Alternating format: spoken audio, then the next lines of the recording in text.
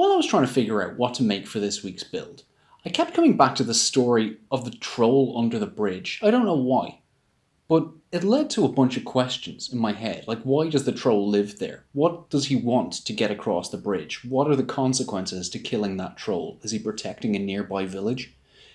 Does he keep the bridge maintained? Will the bridge collapse if the troll dies? These all are good story hooks. Another good use for bridges is water creatures. You never get to use them unless your people are on a boat. Imagine a bridge, you're crossing it and then tentacles burst out of the water, or you're crossing a bridge and kelpies or selkies or lizard men or any number of the things you never get to use because they're water based can be used in and around a bridge. It doesn't take an awful lot of imagination to build a really good encounter around a bridge, so that's what I'm going to build today.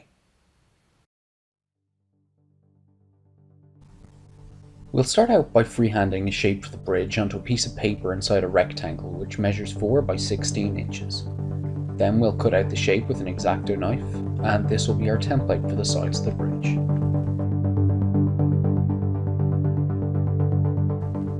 Next we're going to draw out the two 4 by 16 inch pieces you'll need on a thicker foam.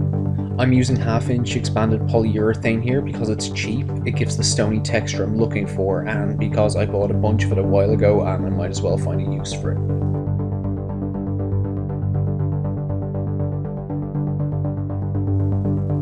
Now trace your templates onto the thick foam and cut the entire piece free.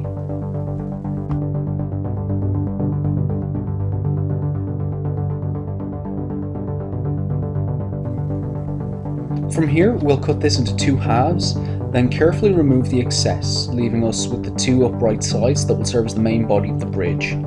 Take care not to remove too much material from the top, or that could cause some problems later.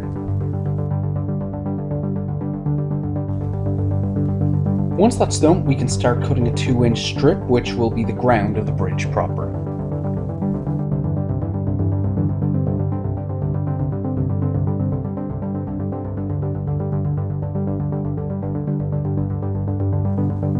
Now we'll draw on, then cut out a 1-inch squared grid onto this strip.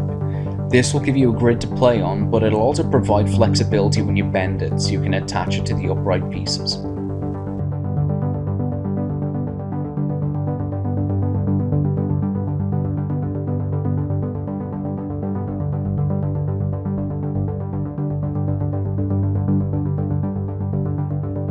We'll then use this to help describe the shape of the internal supports.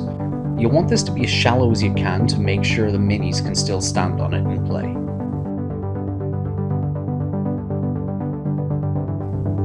Once you've figured out this shape, you can go ahead and make a second template. This one will be used to both hold up the 2-inch strip and to add some detail to the outside. You will need 4 of these in total.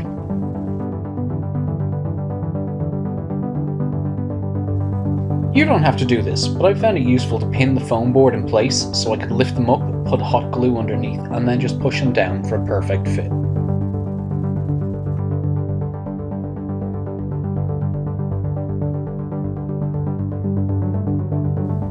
For now, just do this to the 2 that will serve as internal structure. We'll give this a quick test fit and move on to the outer pair.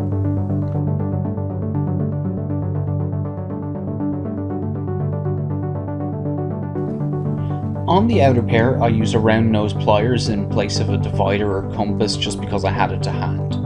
Once this was done, I drew in some blocks and then followed these lines with an X-Acto knife. Feel free to use your own design here, this is just what I happened to be feeling at the time.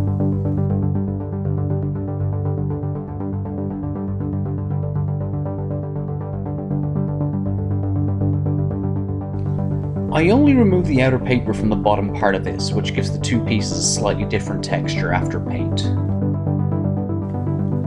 My Batman mug seemed to be about the right size and shape for a hole under the bridge, and a shot glass either side finished the look.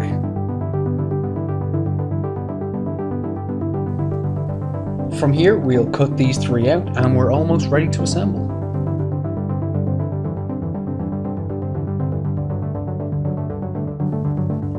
Now we can mark out those holes on both sides of the thicker foam and hot glue the 2 together.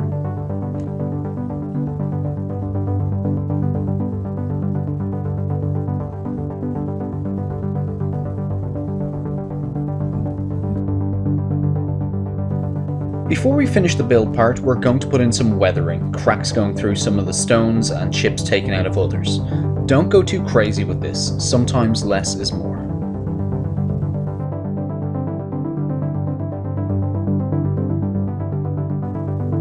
Now we can simply cut out the interior foam. You don't have to be too precious about this, a little rough around the edges can actually suit this project quite well.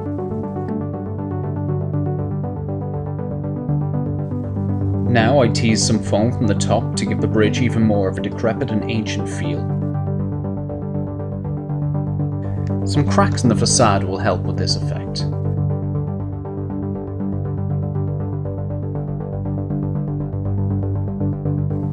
And we're finally ready to start putting this thing together. Take one side and put a bead of hot glue down the seam and line the pathway up. You'll have a few seconds to make adjustments, but try to get it right first time. Now do exactly the same thing on the other side, and this should, if you've measured and test fit right, fit like a glove. Now for the easy part. Base coat the whole thing in black. Remember to do the insides as well, just so it will look shadowed when it's in use.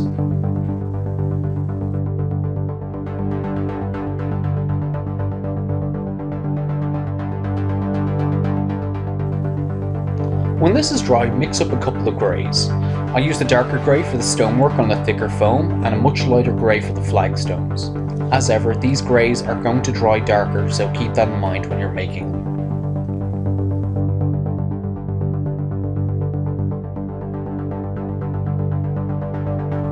I then used a light tan to coat the facades on both sides.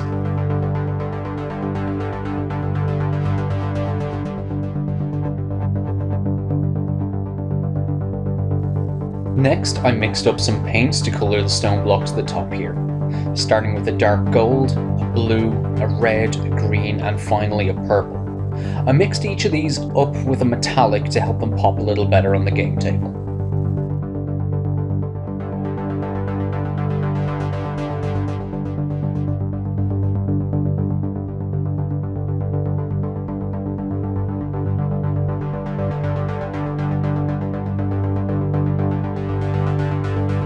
I used a scourer sponge with some black and then brown paint to stipple some detail onto the flagstones, then onto the bottom of the pillars to give the bridge a more lived-in feel. I finished up the painting with the black wash.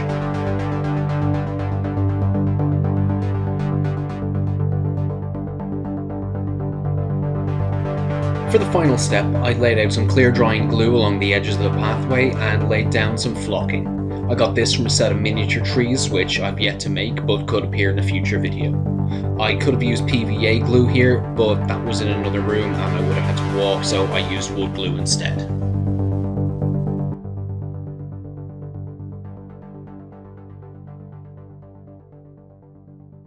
And there we have it, a foam bridge that can easily provide a location for any number of tabletop encounters. I know this video was a little longer than usual, but I hope you'll agree that it was worth it. So thanks for watching. If you liked what you saw, leave a thumbs up, leave a comment down below if you'd like to see me make something specific in the future, and subscribe to see what Fig makes next.